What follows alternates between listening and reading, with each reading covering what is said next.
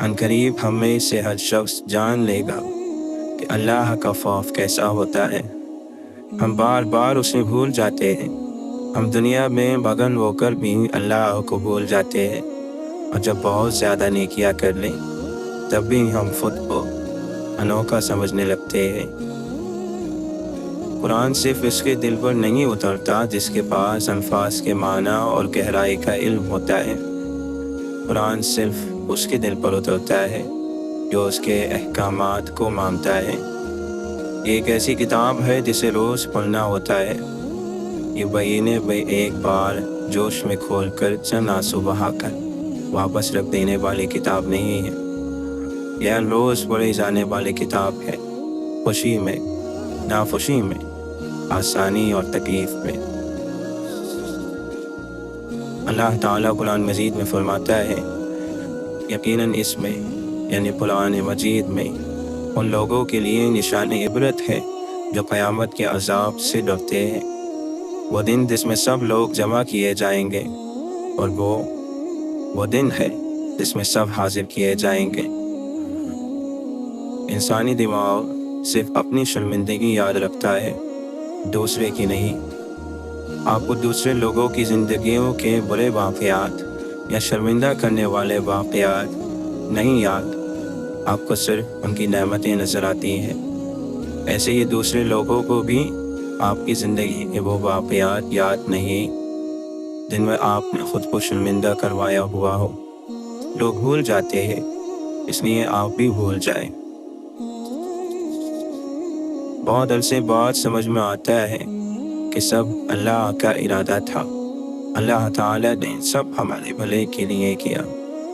ہم نے اگر اس چیز یا اس شخص کو نہ کھویا ہوتا تو کیا ہوتا؟ وہ شخص ساری زندگی آنکھوں کے سامنے چھایا رہتا، اس کی وجہ سے ہماری نظر کا راستہ بند ہو جاتا، اس کے پیچھے کچھ دکھائی ہی نہ دیتا۔ وہ ہٹا تو دنیا نظر آئی۔ آپ کو اگر اللہ تعالیٰ کی اس کتاب کو پڑھنے یا سمجھنے کی توفیق ملی ہے تو یہ صرف اور صرف اللہ کی طرف سے ہے۔ ایسا نہیں ہوتا کہ چند عام لوگ زندگی میں کسی بھی وقت اکٹھے ہو کر قرآن پڑھنے لگ جاتے ہیں۔ ایسا نہیں ہوتا۔ آپ کے دل پر قرآن صرف اللہ تعالیٰ اتارتا ہے۔ یہ کتاب اللہ کی طرف سے آئی ہے، اس لیے آپ نے اس کو بہت سنجیدہ ہو کر پڑھنا ہے، اس کا ہر حکم ماننا ہے، اس کا ادب کرنا ہے اور اس میں اپنا وقت لگانا ہے۔ جو سننا ہے اس پر سر جھکا دینا ہے، جو حلال ہے اس کو لے لینا ہے، جو حرام ہے اس کو چھوڑ دینا ہے، چاہے کتنا ہی مشکل کیوں نہ ہو۔ اللہ تعالیٰ نے اگر آپ کو اس کتاب کے لیے چنا ہے تو آپ نے اس کتاب کی خدمت بھی کرنی ہے۔ ہم بعض دفعہ اللہ تعالیٰ سے بہت دور آ جاتے ہیں اور ہمیں معلوم ہوتا ہے کہ اللہ نام سے ناراض ہے، لیکن پھر بھی ہماری دنیا تباہ نہیں ہوتی۔ رزق مل رہا ہوتا ہے، رشتے پاس ہوتے ہیں، کوئی نہ کوئی آسرا ہمارے پاس ہوتا ہے۔ اللہ تعالیٰ خود ناراض ہو تب بھی ہم سے نعمتیں نہیں روکتا۔ یہ پانی اور ہوا کا ملنا بھی نعمت ہے۔ اللہ تعالیٰ نے اس دنیا میں سب انسانوں کو سب کچھ کرنے کی چھوٹ دی ہوئی ہے۔ سب کو اختیار ملا ہوا ہے کہ وہ اچھائی کریں یا برائی۔ ان کے ظلم کو اللہ نے نہیں روکنا تھا، ان کے ظلم کو آپ نے روکنا تھا، ان کے ظلم کے خلاف آپ نے کھڑا ہونا تھا۔ اللہ تعالیٰ ان سے ظلم کرنے کا اختیار نہیں واپس لے گا۔ یہ ظلم اس کی بھی آزمائش ہے اور آپ کی بھی۔ ایک آزمائش میں کھڑے ہیں، آپ کے پاس کچھ خوبیوں، خامیوں، طاقتوں اور کمزوریوں سے بڑی شخصیت ہے، اس کے پاس بھی یہی کچھ ہے۔ آپ نے اس ظالم کے امتحان میں کامیاب یا ناکام ہونے کی فکر نہیں کرنی، اپنی کرنی ہے۔ آپ خود کو کسی ظلم سے کیسے محفوظ رکھ سکتے ہیں، یا اگر ظلم ہو تو آپ اس کے خلاف کیسے کھڑے ہوں گے۔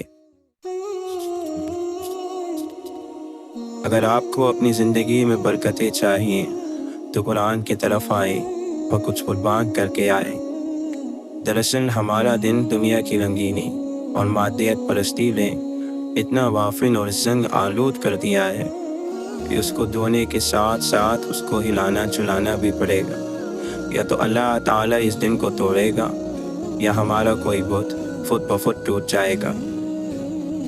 زندگی میں کچھ چیزیں آپ کی قسمت ہوتی ہیں اور ان کو آپ نہیں بدل سکتے، ان کے ساتھ سمجھوتا کرنا ضروری ہوتا ہے، ان کو اللہ کا فیصلہ سمجھ کر قبول کرنا ضروری ہوتا ہے۔ ہم نے اللہ کے قرآن سے جڑنا ہے، کیونکہ یہ قرآن ایک نصیحت ہے ہر اس شخص کے لیے جس کے اندر اتنی عقل ہے کہ وہ خود کو اور اپنے گھر والوں کو اس آگ سے بچانا چاہتا ہے جس کا ایندھن انسان اور پتھر ہوگی۔ ہم نے اس قرآن کو تھام لینا ہے۔ اگر آپ کو کسی پر بھروسہ نہیں رہا تو اللہ پر بھروسہ کریں، وہ آپ کو رسوا نہیں ہونے دے گا، آپ کو اکیلا نہیں چھوڑے گا، وہ آپ کا سہارا بنے گا، لیکن وہ آپ کے گمان کے ساتھ ہے، یعنی آپ اس کے بارے میں جیسا گمان رکھیں گے وہ ویسا ہی ہوگا۔ اگر آپ یہ گمان رکھیں گے کہ وہ آپ کی دعا قبول نہیں کرے گا تو وہ آپ سے ناراض ہے، وہ آپ کو ناپسند کرتا ہے اور آپ کبھی اس کے پسندیدہ لوگوں کی فہرست میں نہیں آ سکیں، تو پھر آپ کا گمان سچا ہوگا اور اپنی بدگمانی کی وجہ سے آپ اس سے دور ہو جائیں گے۔ اور اگر آپ کا دل اتنا اداس ہے کہ نیک گمان کرنے کو بھی نہیں چاہتا تو یاد کریں اللہ کے اس نام المؤمن کو، یعنی ایمان دینے والا بھی وہی رب ہے، ایمان بھی اس کے پاس سے ملے گا، اسی سے مانگیں کہ وہ آپ کو ایمان دے، آپ کے دل پر لگا عزم اتاریں، آپ کی نظر کے گدلے پن کو دھو دے، اسی سے دعا کریں کہ وہ آپ کے دل میں اس کے لیے اچھے گمان ڈال دیں۔ یہ اللہ پر یقین رکھنا اور اس سے اچھا گمان رکھنا ہی آپ کو ایمان کے راستے پر ڈالے گا، اور یہ بھی اسی رب سے مانگنا پڑے گا۔ اللہ کو مالک ماننے کے لیے خود کو اس کا بندہ ماننا پڑتا ہے، اللہ کو بادشاہ ماننے کے لیے پہلے خود کو اس کا غلام ماننا پڑتا ہے۔ مالک کون ہوتا ہے؟ وہ جس کے ہاتھ میں آپ کی ساری زندگی کا قابو ہوتا ہے، آپ کی قسمت میں کیا لکھا گیا ہے اور کیا لکھا جانا ہے، آپ کو کتنا رزق ملنا ہے، کون سی جاب آپ کو دینی ہے اور کون سی چیز آپ کی بہت دعا پر بھی نہیں دینی، آپ کو کب بیمار کرنا ہے اور کب آپ کی زندگی سے کسی پیارے کو فوت کر کے دور کر دینا ہے، آپ کا ہم سفر کون ہوگا، اس سے شادی کب ہونی ہے اور وہ شادی کامیاب بھی ہونی ہے یا نہیں، بچے کب ہونے ہیں اور صحت مند ہوں گے یا معذور، آپ کی دل کی خواہش پوری کرنی ہے یا نہیں، یہ سب چیز جس کے ہاتھ میں ہے وہ مالک ہے۔ ہمارا رب سراپا رحم ہے، اسی کے پاس سے رحمت ملے گی، اس کو دنیا والوں کے پاس نہ تلاش کریں، نہ ان سے امید رکھیں، بس اللہ تعالیٰ کے پاس واپس چلے جائیں، آپ سے جو بھی ہوا ہے سب معاف ہو جائے گا اور اسی کے پاس سے معاف ہوگا۔ بس ایک بات سیکھ لیں، یہ کہنا کہ اللہ مالک ہے، بس اس ورد سے زبان کو تب رکھیں، کوئی خواہش ہے تو اللہ مالک ہے، کوئی مسئلہ ہے تو اللہ مالک ہے، اس پر معاملے کو چھوڑ دینا سیکھیں، کیونکہ وہی مالک ہے۔ وہ آپ صرف اپنے لفظوں کی ذمہ دار نہیں ہیں، لوگ آپ کی بات کا کیا مطلب اخذ کرتے ہیں، کیا سمجھتے ہیں، آپ ان نتائج کے برابر ذمہ دار ہیں۔ دین سچا ہے، اتنا تو ابو جہل بھی اقرار کرتا تھا، پر کیا وہ مان نہ سکا، چھک نہ سکا، انا کا بت توڑ نہ سکا۔ سمجھنا کچھ نہیں ہوتا، ماننے کی صلاحیت پیدا کرو۔ میلے من کو باہری اچھائیوں سے چھپایا نہیں جا سکتا، خوشبو بدبو پر حاوی نہیں ہوتی، بدبو خوشبو سے زیادہ طاقتور ہوتی ہے، لیکن بدبو سے زیادہ طاقتور پانی ہوتا ہے، پانی ہر چیز کو دھو دیتا ہے، پاک کر دیتا ہے۔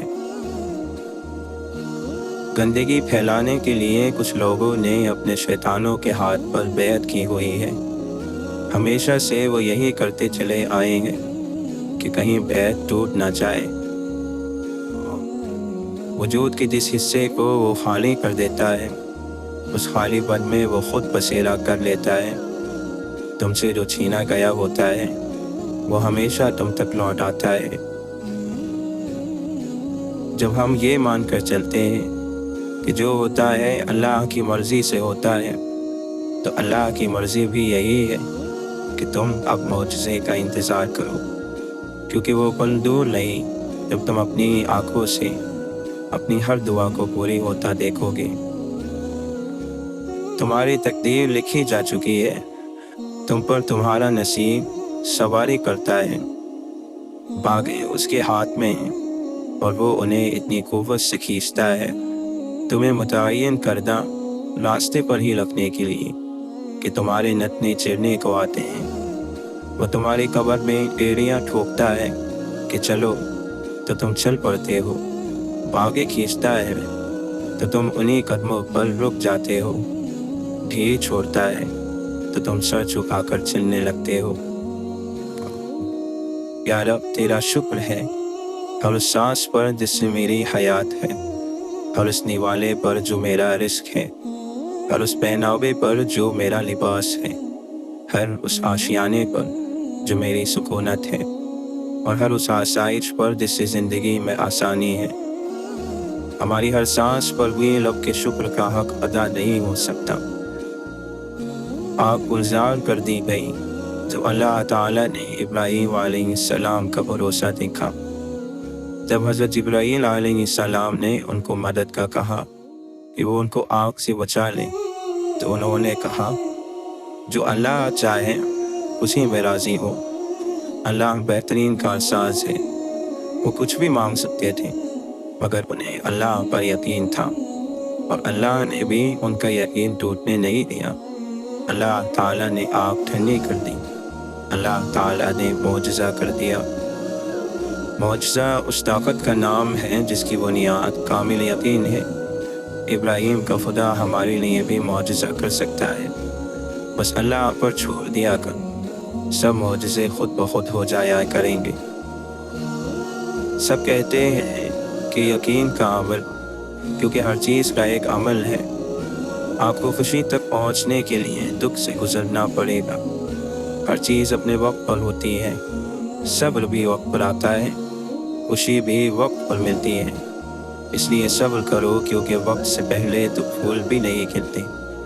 وہ مقام جہاں نبیوں کی رسائی تھی، تمہیں کیا لگتا ہے کہ وہ وہاں تک کیسے پہنچے ہوں گے؟ صبر سے لوگ دکھ دے تو یوسف علیہ السلام کو یاد کر لینا، جنہیں ان کے اپنوں نے دکھ دیا۔ کسی مصیبت میں پڑ جاؤ تو یونس علیہ السلام کو یاد کرنا، کیسے وہ مچھلی کے پیٹ میں پھنس گئے تھے۔ اور کبھی اکیلے پڑ جاؤ تو یاد کرنا کہ اللہ نے ساتھ دینے کا وعدہ کیا ہے، اور وہ بہت وعدہ نبھانے والا ہے۔ نصیب کسی نے کھول کر تو نہیں دیکھے ہوتے، وہ تو اللہ کے لکھے ہوتے ہیں، اور اگر کسی کے برے ہو تو نصیب تو بھی برے نہیں ہوتے، کیونکہ وہ اللہ نے لکھے ہیں۔ اللہ زندگی میں درد دکھاتا ہے، اس کا یہ مطلب نہیں کہ ہمارا نصیب درد بھرایا، بلکہ اس لیے تاکہ ہم بہت ساری دعائیں مانگ کر اس اللہ سے اپنا نصیب خوبصورت لکھوا لیں۔ اور اللہ ایسا کیوں کرتا ہے؟ کیونکہ وہ ایسا انہی کے ساتھ کرتا ہے جن سے وہ محبت کرتا ہے۔ اللہ نے کبھی نہیں کہا کہ بار بار کیوں آ جاتے ہو، اور لوگ ہیں کہ کہنے سے بھی نہیں ڈرتے، چھوڑ دیتے ہیں، رول دیتے ہیں، اپنے لفظوں سے دلوں کو توڑ دیتے ہیں۔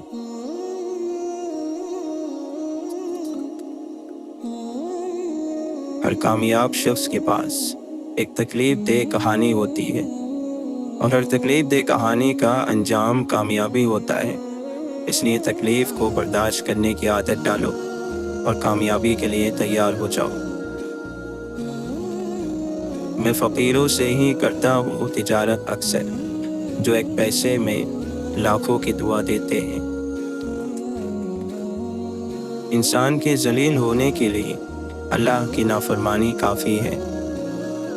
امام حسین علیہ السلام ارشاد فرماتے ہیں، جو تم سے محبت کرتا ہے وہ تم پر تنقید کرتا ہے اور تمہیں روک لیتا ہے، اور جو تمہارا دشمن ہے وہ تمہاری تعریف اور ہر وقت تعریف کرتا ہے۔ زندگی کا کوئی اعتبار نہیں، جس قدر ممکن ہو دوسروں کے کام آؤ۔ واصف علی واصف فرماتے ہیں، ادب اس مقام تک لے جاتا ہے جس کو علم بھی نہیں جانتا۔ اپنے استعمال میں آنے والے رزق کو مناسب اور اچھی طرح استعمال کرنا بھی عبادت ہے۔ اچھے لوگوں کی سنگت میں رہا کر سنان کا کچرا بھی بادام سے مہنگا ہوتا ہے۔ مولانا رومی فرماتے ہیں، اے الہی، جو سلوک غصے میں تو ہم سے کرتا ہے وہ سارنگی کی آواز سے زیادہ خوشگوار ہے۔ تیرا بظاہر غصہ دنیا کی دولت سے بہتر ہے۔ تیرے غصے میں بھی شیرینیاں اور لطافت ہیں جو ہر ایک نہیں پہچان سکتا۔ اگر تیرے غصے کی حقیقت کا انکشاف ہو جائے تو عالم اگر رو رہا ہو تو خوشی سے ہنسنے لگے۔ ریاست چاہے ساری زمین میں پھیل جائے، اگر اس میں انصاف نہ ہو تو یہ ریاست شعلوں میں جل جائے گی۔ توبہ کانٹے کو گلاب میں، زہر کو شہد میں بدل دیتی ہے۔ انسان کو مرنے سے موت ہی بچاتی ہے۔ کوئی اللہ کو پہچاننے والا ایسا نہیں جو مصائب کے مکتب سے فارغ التحصیل نہ ہوا ہو۔ عشق اور محبت کرنے والا ہی دنیا کا بوجھ اٹھا سکتا ہے۔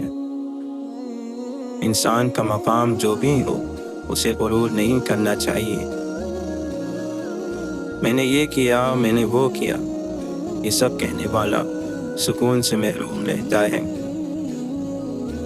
ذکر کے علاوہ زبان کی تربیت کا کوئی طریقہ نہیں ہے۔ جہالت ہمیشہ اندھی ہوتی ہے۔ جو عقل والے ہوتے ہیں وہ غور کرتے ہیں اور نجات پا جاتے ہیں۔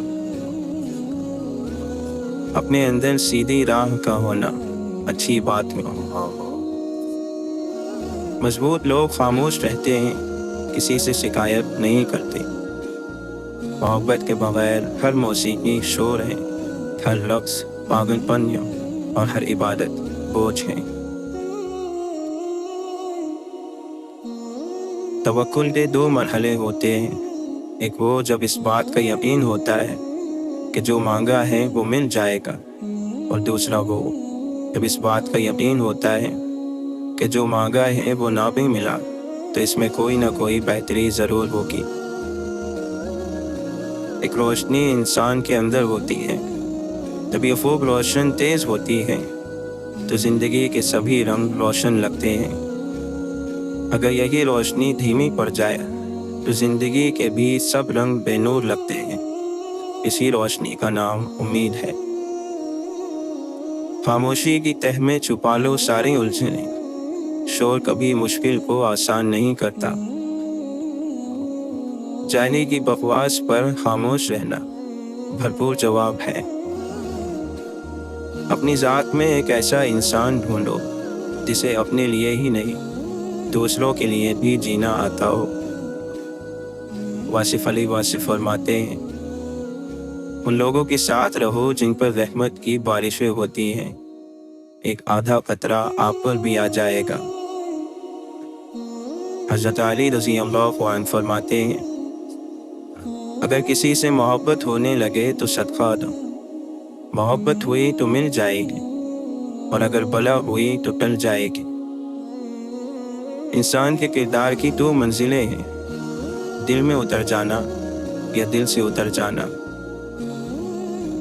نیند اور موت میں کیا فرق ہے؟ کسی نے جواب دیا، نیند آدھی موت ہے اور موت مکمل نیند ہے۔ ماں کا حق ادا کرتے رہو، قسم ہے اللہ، اگر تم اپنا گوشت کاٹ کر اسے دے ڈالو جب بھی اس کا چوتھائی حق ادا نہ ہوگا۔ والدین وہ درخت ہیں جو پھل دے نہ دیں سایہ ضرور دیتے ہیں۔ یوں ہی نہیں ملتی راہی کو منزل، ایک جنون سا دل میں جگانا پڑتا ہے۔ پوچھا چڑیوں سے کیسے بنا آشیانہ، تو بولی بھرنی پڑتی ہے اڑان بار بار، تنکا اٹھانا پڑتا ہے۔ خواہش رکھ بلبل بننے کی، نہ سوچنا کبھی اپاپ کا، شکاری خود شکار ہوتا ہے ایک دن، اور بلبل کو ڈر نہیں حساب کا۔ مقدر جن کے اونچے اور اعلیٰ بخت ہوتے ہیں، زندگی میں انہی کے امتحان بھی سخت ہوتے ہیں۔ یہی سلوک ہے اگر آدمی کا آدمی سے، عجب نہیں کہ دنیا میں آدمی نہ ملے۔ جب کوئی اچھا لگنے لگتا ہے تو اس کا برا بھی اچھا لگتا ہے۔ محبت اندھی نہیں فراخ دل ہوتی ہے، عیب نظر آتے ہیں مگر نظر انداز کر دیتی ہیں۔ لوگ کیا کہیں گے، یہ ایسی گھٹیا سوچ ہے جو اللہ کا ڈر نکال بھی لوگوں کا خوف ذہن پر غالب کر دیتی ہے۔ مسلمانوں کی ذلت غریم ہونے سے نہیں، اسلام سے غافل ہونے سے ہے۔ اطمینان قلب ذکر میں، لوگ اسے فکر میں تلاش کرتے ہیں۔ تیری قدرت کو میں سمجھوں، میری اوقات نہیں یارا، مجھے سب کچھ عطا کرنا، بس ایک گمراہ نہ کرنا۔ الفت بدل گئی، کبھی نیت بدل گئی، خود غرض جب ہوئے تو پھر سیرت بدل گئی۔ اپنا قصور دوسروں کے سر پر ڈال کر کچھ لوگ سوچتے ہیں حقیقت بدل گئی۔ ایک لمحے کی خطا پر چشم شب بیدار کا روئے جانا روئے جانا روئے جانا عشق ہے۔ جب دنیا کا ہر تعلق بے سکونی کا باعث بننے لگے تو جان لو کہ اللہ تعالی سے اپنے تعلق کا نئے سرے سے جائزہ لے لینے کی ضرورت ہے۔ جو ٹیڑھا ہے اسے پھینک دیا جاتا ہے، اور جو سیدھا ہے وہ کام آ جاتا ہے۔ ہمیں اسی سے ڈرنا چاہیے جس کے ہاتھ میں ہماری تقدیر کا قلم ہے۔ ہماری تقدیر کا قلم لوگوں کے نہیں، اللہ کے ہاتھ میں۔ انسان کا زوال تب شروع ہوتا ہے جب وہ اپنے مفلس لوگوں سے منافقت شروع کرتا ہے۔ اصل غریب تو وہ ہیں جن کے پاس پیسوں کے سوا کچھ نہیں ہے۔ قربان ہو جاؤ اس غم کے جس نے تمہیں اللہ کے قریب کر دیا۔ اللہ ہی تو ہے رازدار ہماری کپکپاتی ہوئی دعاؤں کا۔ جہاں اسلام طریقہ حیات نہیں، وہاں جہالت، اخلاقی پستی اور ظلم کا راج ہوتا ہے، کہ چاہے وہ مسلم معاشرہ ہی کیوں نہ ہو۔ زیادہ سے زیادہ کی حوث ہے، لیکن رب کی عطا کردہ نعمتوں کا شکر ادا نہیں ہوتا۔ اللہ سے اصل محبت تو اس کے فیصلوں پر نازل ہو رہا ہے۔ دل کی خواہش ہو یا نہ ہو، دل بنانے والے کی مرضی کو سب سے آگے رکھنا چاہیے۔ جب رات شروع ہوتی ہے، عاشق اللہ سے محبت کی وجہ سے بیدار اور ہوشیار ہو جاتے ہیں۔ بندہ بہتر ہو جائے تو واقعات بہتر ہو جاتے ہیں اور حالات بہتر ہو جاتے ہیں۔ بندہ اگر بد ہے تو بادشاہ بن کر بھی بد رہے گا۔ لوگ مذہب کے لیے لڑیں گے، جھگڑیں گے اور مذہب کی خاطر مر مٹ جائیں گے، لیکن مذہب ہی کے مطابق زندگی بسر نہیں کریں گے۔ بات کے اندر کی بات سمجھنے کے لیے ذات کے اندر کی ذات سے رابطہ ہونا ضروری ہے۔